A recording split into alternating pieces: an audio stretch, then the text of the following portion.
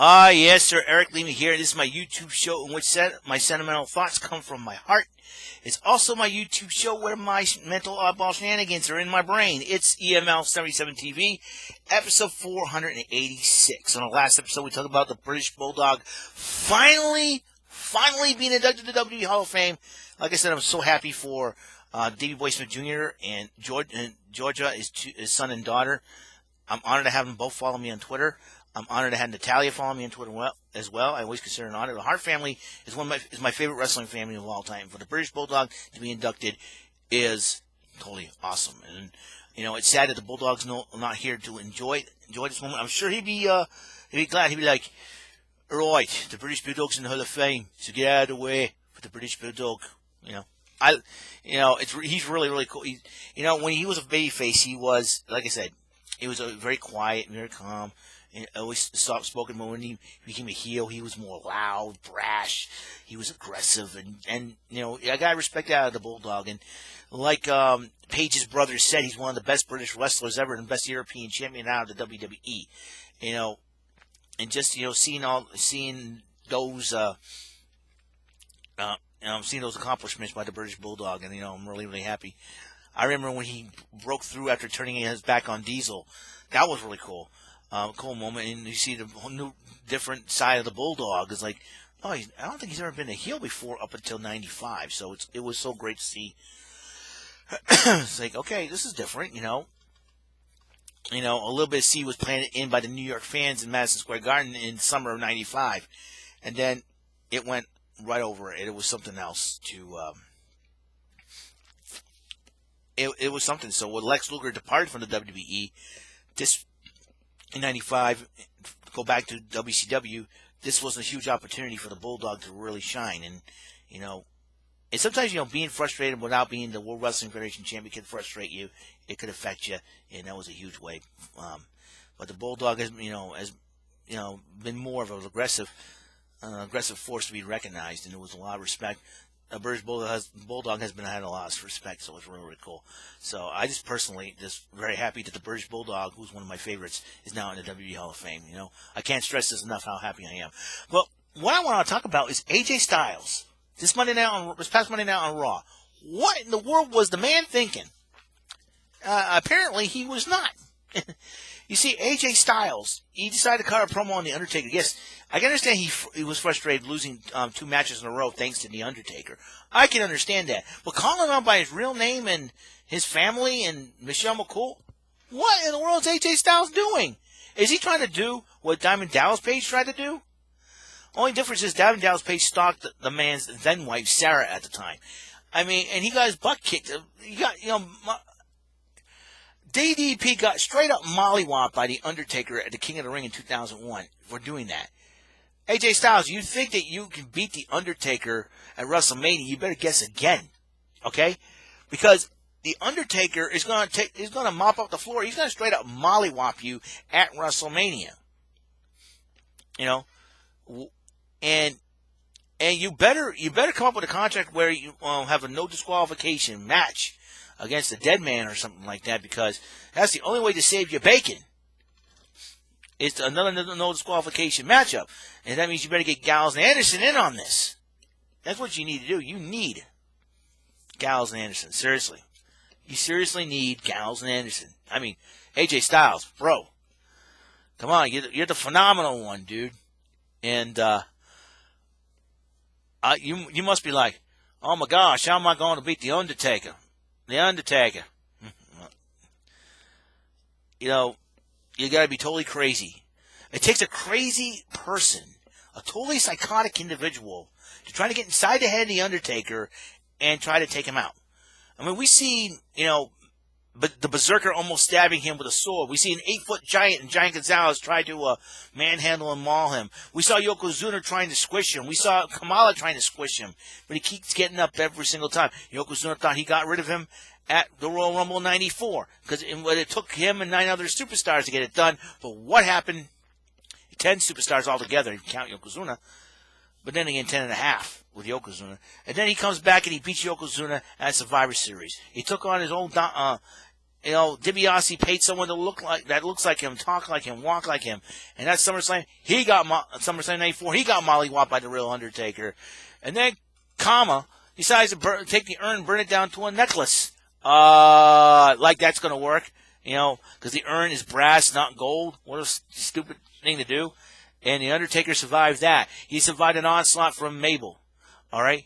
Then he's feuding with Bret Hart, Stone Cold Steve Austin. He's survived Vader, and then Mankind came into the picture and started, then Mankind comes into the picture, started wailing on Undertaker. And then early 97, it was Taker and Vader. They went at it. And then the Big Red Machine Kane played a humongous role. Ahmed Johnson, Farouk. Everybody went out when Undertaker became champ. Everybody went after him. Vader, Farouk, Ahmed Johnson went after him. Heck, even Bret Hart beat him for the title. Then Kane got involved. It was crazy. Beat him for the title. Then Kane got involved in the Hell in a Cell match. And for the first ever Hell in a Cell against Shawn Michaels. I mean, Undertaker didn't survive that. Then he feuded with Kane throughout 1998. Then he had a battle with Stone Cold Steve Austin. And then all of a sudden he turns back to Paul Bearer. He forms the Ministry of Darkness. And all of a sudden, he made Austin's life miserable. He made The Rock's life miserable. Big Show wanted to challenge him. Then him and Big Show teamed up. Then they dealt with The Rock. Undertaker has dealt with everything under the sun, man. The Undertaker has dealt with anybody and everybody, and he survived all that. He survived the Great Khali's onslaught. Do you actually think AJ Styles, that after all the Undertaker's been through, you're able to beat him? You think, he lost 2 matches at WrestleMania, you want to be number 3. You want to be, everything comes in threes, right? Well, AJ Styles, good luck to you, pal, because you're going to need it against The Undertaker. And you better come up with a great plan in the back of that brain of yours to defeat The Undertaker. You think it's going to be easy? Dude. Trust me on this one. I never faced The Undertaker before, but I've watched his matches, man. I've watched him over the years, and The Undertaker has not been easy to defeat. You're going to have to cheat. You're going to have to do whatever it takes to beat him. You need to think, AJ Styles. You need to think about this. You're the phenomenal one. You're going to use your mind. Make it phenomenal. Bro, hello. You got what you just did, with that promo that you cut this Monday Night on Raw.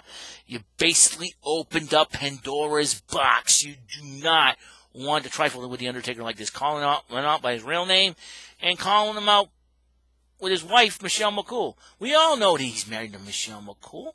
Michelle McCool posted some pics of Instagram of her and The Undertaker. And we see Undertaker maybe an expert Uno player from some of the cards. You kind of look like he's. Can you believe this? I've been forced to draw like 24 cards. And it'd be a lot of fun to see The Undertaker play Uno on up down down or something like that. People saying Ricochet and Xavier Woods. Hey, why don't we get things done here first? Well, The Undertaker's a very serious dude, but AJ Styles, dude, bro, you should have listened to Mark Wahlberg, man. You should have listened to Mark Wahlberg. Mark Wahlberg. You made a big mistake, and you're going to pay for it at WrestleMania. And once you do end up paying for it at WrestleMania, you're going to wake up and you're going to go, I guess I was wrong about The Undertaker. I've underestimated him. Yeah, that's what you're doing right now, underestimating him. And the only person who probably knows about The Undertaker out of the 3 of you in the OC would be Luke Gallows. Gallows knows a thing or two about The Undertaker. He's faced him before. Ask him, when Luke Gallows was known as Festus. Remember Festus? Biscuits and gravy! Make me a man! Something like that. So, talk to Luke Gallows. If I were you, too bad Jake the Snake Roberts is now in AEW, because you would have taken some advice from him, because Jake the Snake Roberts was the second victim of The Undertaker. You know what I mean? It's unbelievable. It's totally unbelievable. Talk to Mark Henry. Talk to John Cena. Talk to JBL. Talk to everybody who's faced The Undertaker. And they're going to tell you, not wise, man, to go after him like this. You want to make it personal? You want to bring the best in him? Best out of him? That's fine. But be careful what you wish for, because you just might get it, AJ Styles. That's my opinion. AJ Styles versus The Undertaker is going to be a great matchup. But AJ, you better get ready to suffer the consequences at the hands of the dead man. and you will rest in peace at WrestleMania. That's my pick. So, let's see what happens with the coronavirus situation. I'm hoping that we do have a WrestleMania. It's kind of a tough decision for WWE to make. He's got stockholders and everything else. There's lots of things to weigh up here. Mr. McMahon's going to have Vince McMahon's going to have a tough decision to make, and he didn't want and probably knowing him, would probably let it go. And all. If he cancels, there's people going to be upset. If he goes on with it, people are going to be upset. You can't make everybody happy. That's the way I see it. But we're hoping it subsides by the end of this month. And we survived. Like I said, this country survived much worse. I mean, we survived 9/11. We got back on our feet. We survived 4 years with Obama. We're surviving Trump now. And we're still standing. We survived terrorist attacks. We're still standing. Remember SARS? The last virus that came out of China? Remember SARS? We survived that. A lot of people forgot about SARS. We survived that. If we can survive that, we can survive this. We'll get back to normality, even though it'll be a few changes here and there, but still. We got to go on as a country. We can't just live in fear for the rest of our lives, guys. Don't be wearing your tinfoil hats every single time. I've been wearing my tinfoil hat too much. All I can say is, we're hoping for WrestleMania. I'm hoping my opinion of AJ Styles and The Undertaker kind of keeps your mind off things. And it'll be a very interesting match, to say the least. A lot more matches on the card, though, but AJ Styles and Undertaker kind of stuck out in my mind because of the promo AJ Styles just cut this past Monday night on Raw. So, what's coming up next? As you know, after 11 o'clock tomorrow, I will be on vacation. I'll be chilling out, relaxing. I will bring more videos on here. I'll probably do some Get These Thumbs episodes. I will probably draw all week, do that, enjoy a nice sleep. For those of you locally, Burlington at the Dartmouth Mall will be opening up March 20th, and it's a week from tomorrow. So if you love shopping at Burlington and you live around here, it will be open up March 20th. And thankfully, I will not be there for the hysteria there because, well, I'll be on vacation, chilling out. Maxing, relaxing, shooting some people outside the school. On a couple of guys were up to no good. Started making trouble in my neighborhood. I got in one little fight, and my mom got scared and says, "You want auntie and uncle to Bel Air?" I wish for a cabin fresh here. I'm trying to keep myself calm and having so much fun here. So there's that. On the next episode, I will talk about a new place coming to New Bedford. I'm really excited about. And it will be something to be looking forward to. Okay, and I'll be seeing you guys later. Have some fun. Episode 487 will be coming. I'm trying to reach episode 500 before April. I'll probably be able to do that this week. That's my goal here. 500 episodes before April. Okay, I'll see you guys later. You guys have a wonderful day, and peace. Stay safe. Follow procedures. You'll be doing just fine. Okay, see ya.